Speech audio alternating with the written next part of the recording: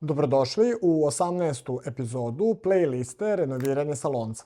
Stigli smo skoro do samog kraja renoviranja. Ko nije gledao prethodne epizode, može da pogleda celu playlistu i vidi šta je sve do sada urađeno. U današnjem videu pokazat ću vam proces izvođenja molerskih radova, raščlanjen po koracima, a objasnit ću vam i koji se sve materijali obično upotrebljavaju tokom ove faze renoviranja. Pređimo odmah na stvar.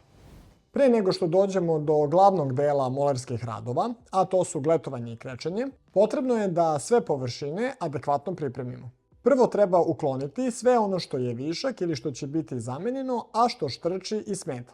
Na primer, u ovom stanu uklonjena je stara parket lajsna, ali i istureni deo maltera koji se nalazio iza nje. Osim ovog primjera, često se štemaju gipsani radovi, sklanjaju se kanalice i kablovi koji su išli po zidovima, odstranjuje se silikon oko štokova od vrata i prozora, a demontira se i osvetljenje kao i maske od prekidača i utičnica.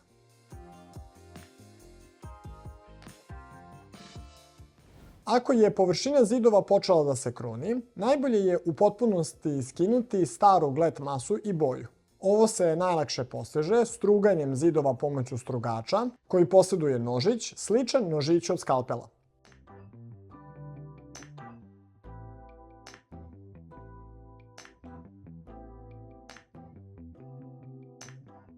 Ukoliko struganje ne ide lako, pomoću sunđera nakvasite zidove nekoliko puta, dok stara glet masa ne povuče vodu. Kako glet masa upija vodu u sebe, ona bubri i počinje da se odvaja od zida, pa struganje ide mnogo lakše. Ako želite da ubrzate ovaj proces, umjesto hladne vode koristite vruću.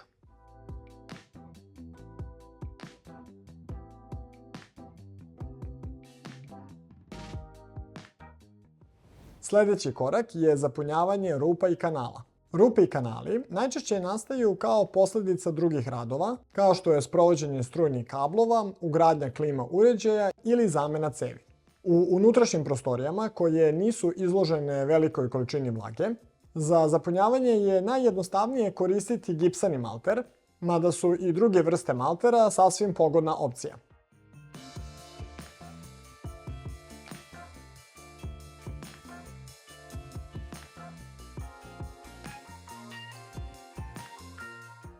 Ako želite da saznate kako se malter nanosi na zid, pogledajte moj video o nabocivanju maltera. Za veće otvore, preporuka je da se predeo oko otvora armira pomoću fasadne mrežice i lepka za keramiku. Razlog za to je što je malter usled prisustva instalacija oslabljen, pogotovo ukoliko su one postavljene plitko, pa može doći do njegovog pucanja. Fasadna mrežica treba da bude šira od otvora, barem 10 cm u odnosu na svaku tačku njegove ivice, kako bi se sprečilo stvaranje pukotina duž granice starog i novog maltera. Proces utapanja mrežice je jednostavan. Prvo se na zid nanese lepak, zatim se u njega postavi mrežica, a onda se njena površina još jednom zagladi tankim slojem lepka. Kada renoviranje stigne do faze molerskih radova, obično se ispostavi da postoji potreba za još nekim sitnim gipsarskim radovima. Ove radove ponekad izvode moleri, jer je ekipa gipsara davno napustila objekat i nema vremena da se na njega vraća. Na primjer, u ovom stanu su stari drveni prozori zamijenjeni za aluminijumske. Montaža novih prozora obično ne podrazumeva obradu špaletni, pa je neophodno sada to uraditi. Prvi korak je da se trenutna nepravilna površina špaletni grubo ispuni i izravna lepljenjem parčića od gips kartonskih ploča.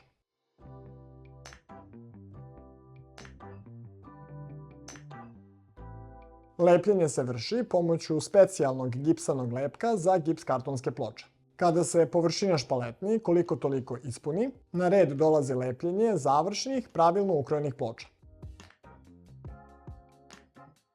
Ove ploče se lepe tako što se na poleđinu ploče ili zid nanesu takozvane pogačad lepka sa međusobnim razmakom od 20 cm, pa se ukrojena ploča utiskuje u lepak sve dok ne legne u adekvatnu ravan. Da li je ploča legla gde treba, proverava se pomoću libele i vinkla.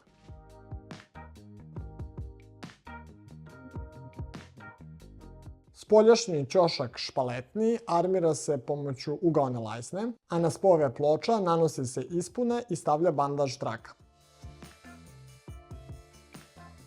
Koga zanima da sazna više o ovom procesu, neka pogleda video o ispunama i bandaž trakama. Takođe, u ovom stanu uvedena je ventilacija u kupatilo i kuhinju koja ranije nije postojala. Ventilacioni sistem nalazi se u međuprostoru iznad spuštenog plafona.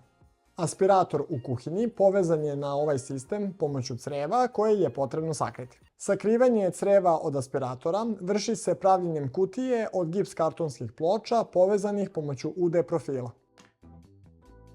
Na sličan način sakrivaju se i druge instalacije, poput dimnjaka, kanalizacije ili cevi za grejanje. Više o gips kartonskim pločama i profilima saznajte u videu posvećenom ovoj temi.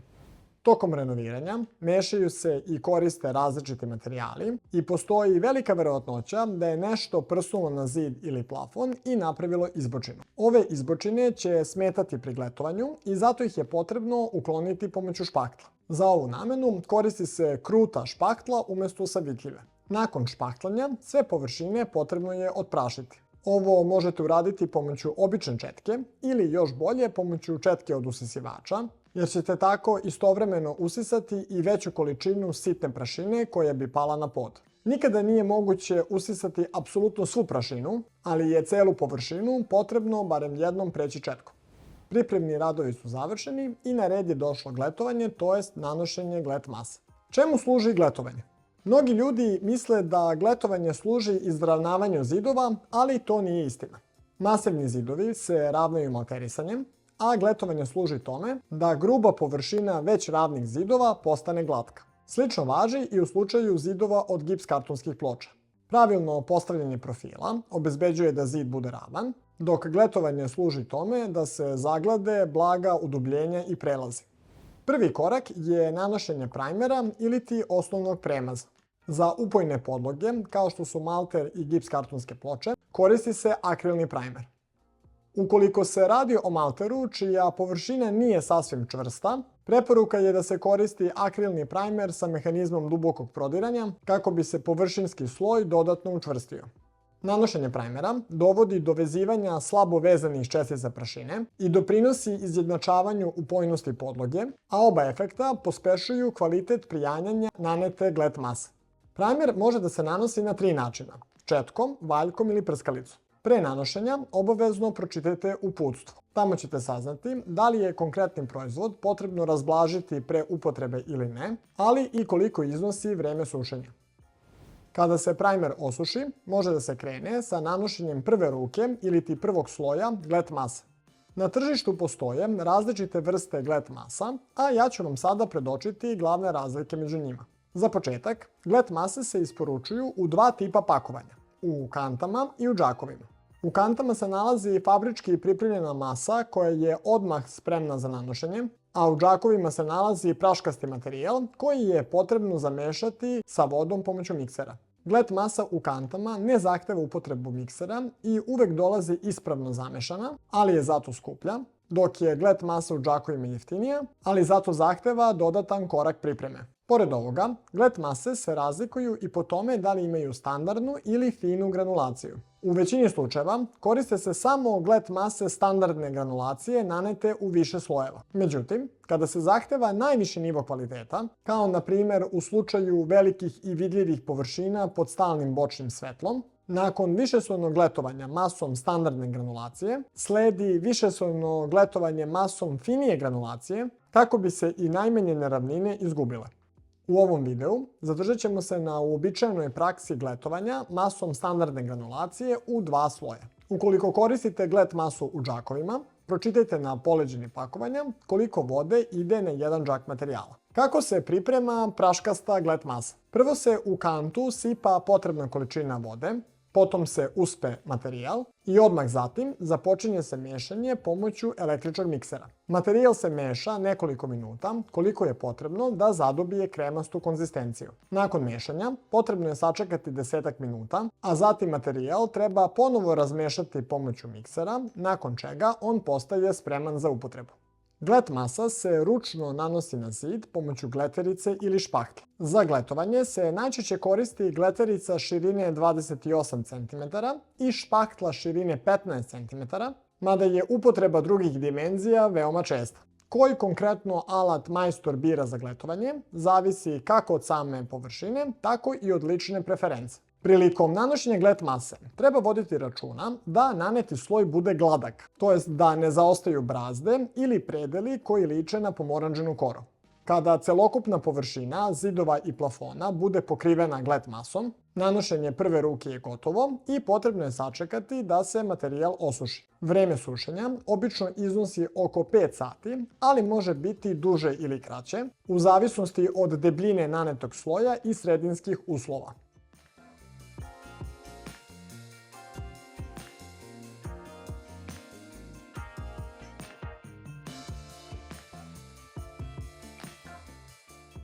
U većini slučajeva najbolje je ostaviti prvu ruku da se osuši preko noći, a drugu ruku nanositi sutradan.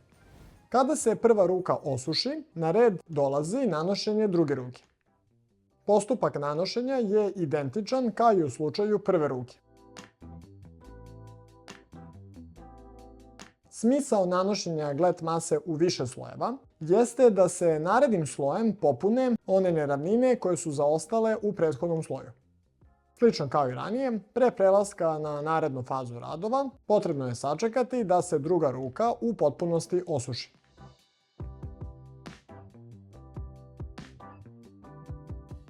Za optimalno ponašanje glet mase kao materijala, imajte u vidu da ukupna debljina svih nanetih slojeva ne treba da prelazi 3 mm.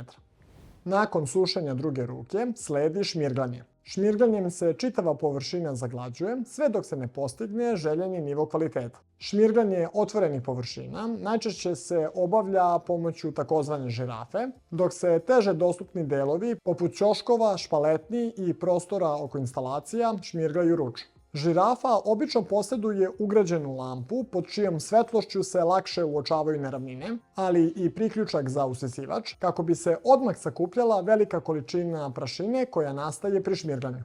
U slučaju ručnog šmirglanja postoji veći broj različitih oblika držača za brusni papir, mada je šmirglanje moguće i bez korišćenja držača. I u slučaju ručnog šmirglanja, kao i u slučaju šmirglanja pomoću žirafe, potrebno je koristiti brusni papir odgovarajuće granulacije.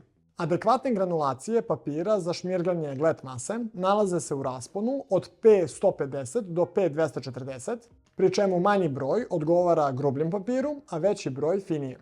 Brusni papir troši se korišćenjem i potrebno ga je s vremena na vreme promeniti. Nakon što se obavi šmirglanje, ceo postupak gletovanja smatra se završenim. Za krečenje unutrašnjih površina najčešće se koriste disperzivne boje, mada se ponekad koriste i drugi tipovi. U ovu grupu boja spadaju poludisperzije, disperzije i emulzije, pri čemu su poludisperzije najmanjeg, a emulzije najvišeg kvaliteta. Dodatno, različite boje mogu se razlikovati po završnoj teksturi, po nivou vodoperivosti, po stepenu pokrivne moći, kao i po tome da li u sebi posjeduju dodatke protiv stvaranja buđi, plesni i algi. U ovom stanu biće korišćena bela emulzivna boja. Pre nanošenja ma koje disperzivne boje, potrebno je još jednom naneti akrilni primer na celu izgletovanu površinu. Vodite računa da je akrilni primer koji se koristi u ovom koraku bezbojan, kako njegova boja kasnije ne bi izbijala na površinu okrečenih zidova.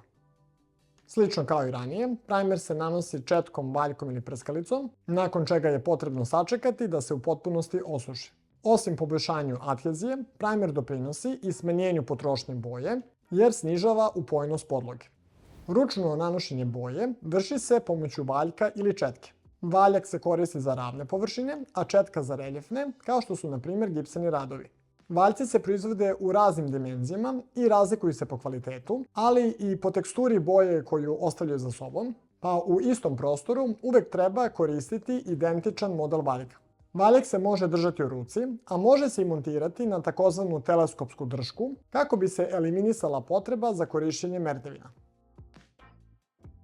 Pre početka bojenja, pročitajte na pakovanju da li je i u kom procentu datu boju potrebno razrediti vodom pre nanošenja. Kada se prva ruka boje osuši, nanosi se druga ruka. Vreme sušenja boje zavisi od sredinskih uslova, a obično se meri u satima. Nanošenje druge ruke vrši se na isti način kao i u slučaju prve ruke. Dvoslojno nanošenje boje dovodi do ujednačavanja obojenosti cele površine, ali i do povećavanja otpornosti na havanje. U slučaju da neki deo površine nije adekvatno pokriven bojom ni nakon nanošenja drugog sloja, taj deo površine može se preći više puta sve dok se ne dobije zadovoljavajući rezultat.